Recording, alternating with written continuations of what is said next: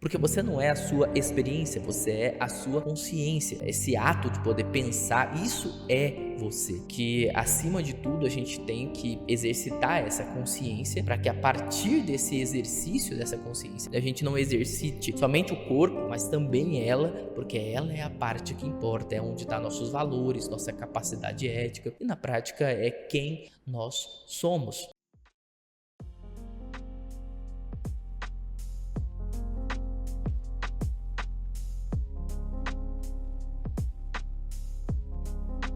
A pergunta que fica a partir daí é: beleza, professor, eu achei legal a resposta de Sócrates e é uma resposta bem bacana, mas o que é a consciência? Você provou que eu sou a minha consciência, mas o que diabos é a consciência? E aí a gente entra em filosofia da mente, né? O que é a mente? A mente é material, ela é física. Como definir a mente? Há algumas correntes que eu queria que vocês conhecessem aqui e talvez escolher você mesmo a melhor resposta. O que é a consciência? O que é a mente? Partindo do pressuposto que a gente está entendendo os dois como conceitos praticamente similares aqui, as mesmas coisas. A grande questão é, existe uma área da filosofia da mente chamada fisicismo. O fisicismo, essa área defende que a mente é o cérebro. Então, a mente, na prática, ela é resultado das questões físicas. A mente, portanto, é isso que você está vendo, sinapses cerebrais. A mente pode ser estudada pela neurociência, entende? A mente seria resultado dessas substâncias, que são o cérebro e todas as partes dele, a massa encefálica. Há um problema aí, porque você vai concordar comigo que, apesar de ser uma resposta um pouco óbvia, a gente teria vários problemas éticos, né? O primeiro problema ético é acreditar, na prática, que uma pessoa pode ser definida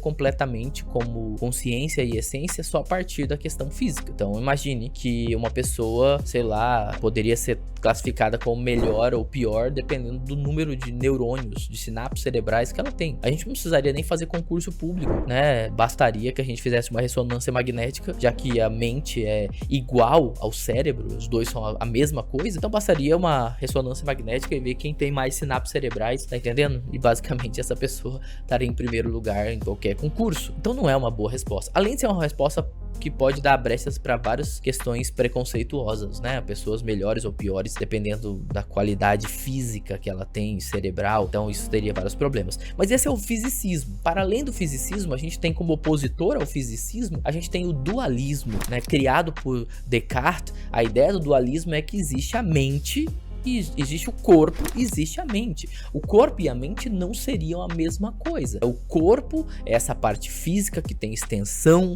né, ré extensa, coisa que tem extensão, que tem tamanho, e a mente seria essa coisa que não tem extensão, que não tem tamanho, que não tem peso, que é infinita em suas possibilidades. A mente e o corpo não têm a mesma substância. O argumento de Descartes é simples. Como que você pode dizer que a mente e o corpo são a mesma coisa se a característica dos dois são diferentes? Você não pode falar que A e B são a mesma coisa, só que A possui tal característica e B possui outras características, mas os dois são a mesma coisa. Não. Então a ideia de Descartes é: não posso dizer que mente e corpo sejam a mesma coisa, porque eles têm características diferentes. Por exemplo, o corpo pode ser dividido, o cérebro pode ser dividido em várias partes. A mente pode ser dividida? Você pode pegar uma consciência e dividir ela? Parece que não. Então, assim, Descartes vai usar esses argumentos racionais, né, para dizer que a mente e o corpo são diferentes e que a mente e o corpo não são a mesma coisa. A grande questão aqui é que a gente não tem provas empíricas e científicas de que existe essa mente para além do corpo. Então, hoje, essa teoria do dualismo cartesiano, dentro da filosofia da mente, ela praticamente não é mais visitada. Praticamente não há defensores desse dualismo, né? Então existiria uma mente que está para além do corpo, mas ninguém pode vê-la, tocá-la. A gente começa a ter um problema dentro da filosofia da mente para defender esse tipo de coisa. Apesar de, logicamente, ter os seus argumentos lógicos. A outra teoria é o funcionalismo. O funcionalismo é a teoria da filosofia da mente que vai dizer basicamente que, olha, a mente, ela é resultado do cérebro. Ela não é a mesma coisa, mas ela é resultado do cérebro. Assim como a fumaça não é a mesma coisa que uma locomotiva, mas a fumaça é resultado da locomotiva, portanto a mente, ela é resultado do cérebro. Sendo assim, ela é inseparável do cérebro, né? Então o funcionalismo, ele vai defender a ideia de, por exemplo, não existe uma mente pós-morte, né? O que existe, a mente não é igual ao cérebro, mas ela é resultado do cérebro. E há uma outra teoria, para além do funcionalismo, também não muito visitada hoje, mas que é incrível, que ela é justamente o oposto do fisicismo. Enquanto o fisicismo vai dizer que a única coisa que existe é o corpo, existe uma teoria chamada idealismo, né, defendida por filósofos incríveis como o empirista George Berkeley, que é a teoria que diz que a única coisa que existe é a mente. Então, não existe o corpo é apenas... a gente nunca saiu de dentro da nossa cabeça, então a gente nem sabe se o corpo existe. Toda a experiência que a gente tem é mental, então tudo que existe é a mente. Tudo o que existe é ideias. Então, na prática, o mundo inteiro não é material, até porque a matéria seria apenas uma das coisas que a mente produz enquanto percepção de espaço e tempo. Então, só existe algo enquanto algo é percebido, né? O sujeito só existe enquanto é percebido. O que é interessante dessa teoria é que ela constrói provas para si mesma facilmente, já que ela tem a própria mente como prova básica. Então, na prática, tá, você consegue sim usar bons argumentos lógicos para chegar a essa conclusão que a gente está talvez num tipo de Matrix, ou que não exista nenhum mundo físico em si. O que existe e o que a gente chama de mundo físico, na prática, são apenas percepções dessa dimensão mental, né? Tudo é mente, não existe outra coisa. Matéria é apenas mais um conceito da própria mente. Eu acho uma teoria fascinante, apesar de nada prática ou tangível, né? E agora, falando de filosofia contemporânea,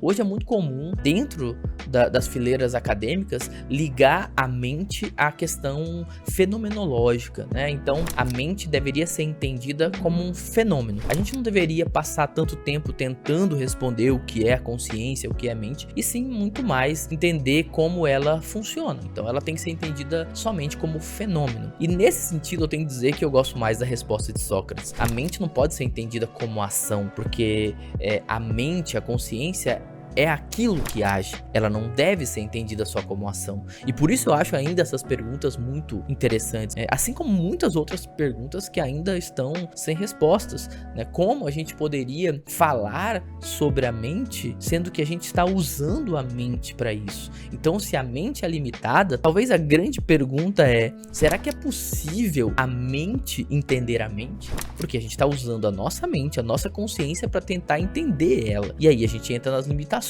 dessa mente. E a grande pergunta talvez seja exatamente essa: é possível a mente humana, a consciência humana, entender a consciência humana dentro das suas limitações? Como vai dizer, por exemplo, Immanuel Kant, é impossível a gente realmente se conhecer e entender o que é essa consciência, o que é essa mente, sendo que a gente está usando ela mesmo para esse processo? A mente pode conhecer a mente? A consciência tem essa capacidade de conhecer e entender o que é a própria consciência? Essa e muitas outras perguntas, como eu falei, que ainda são perguntas sem respostas. Tem muitas outras coisas pra gente falar aqui ainda dentro da filosofia da mente e dessa pergunta sobre o que é consciência. Eu usei aqui para elaborar essa fala com vocês muito da obra de Antônio Damasio, que é um filósofo, neurocirurgião, médico, neurocientista português, que escreve livros ótimos e de fácil acesso sobre essa área que é a filosofia da mente, e queria dizer para vocês que eu gostaria e queria agora saber realmente também qual é a sua opinião. Fala aqui para mim, o que você acha?